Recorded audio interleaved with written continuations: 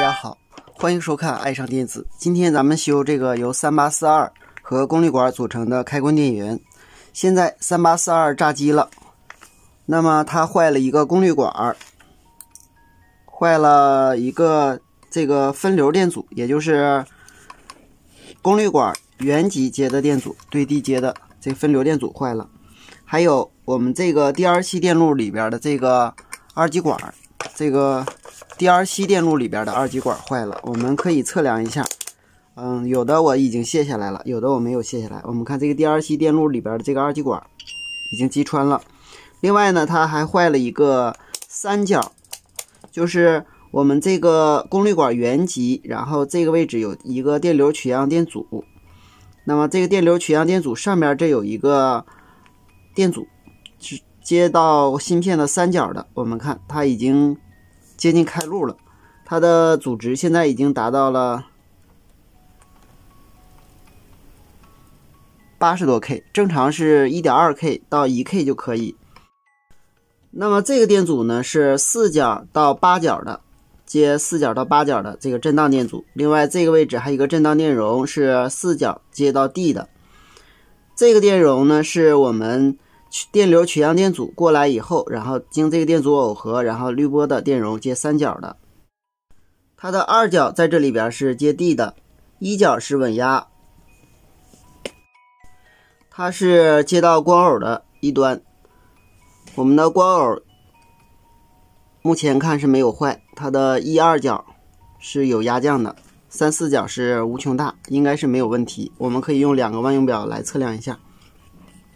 它的这个驱动的这个电阻没有坏，我刚才卸下来了。另外它的8角是5伏基准输出，7角是接供电，7角的供电是通过这个滤波电容滤波，这个二极管整流，这个电阻限流过来的。我刚才测量了，这个二极管也没有损坏。那么就是说在炸管的时候，这个供电的二极管没有问题。它的6角输出，5角接地。那么我们下面就把这个 DR7 的二极管换掉，然后把这个电流取样电阻换掉，然后再把这个电阻反馈到三角的这个电阻换掉，然后再把我们的3842换上，再把功率管换上，基本上就能够恢复电路了。功率管换一个 15N60 是15安600伏的。DR7 的二极管我们给它换一个 M7， 其实就是 1N4007。原极3个 1O 电阻并联，三角电流反馈 1K 电阻。用表仔细测量各个元件连接是否良好，与地之间，与功率管原极，然后我们焊接的电阻与三角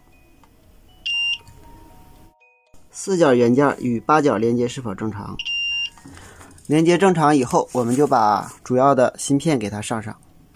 焊接芯片时，先用烙铁固定2个引脚，现在已经固定了，然后我们再用烙铁把各个引脚给它加热，焊上就可以了。焊接完以后，要确定2个引脚之间不短路，如果有短路就是证明焊锡相连了，没有问题。下面我们可以插电测试了。好，我们看，经我一番努力，终于正常了，后边带的假负载也正常点亮了。好，今天咱们就到这里，谢谢大家，再见。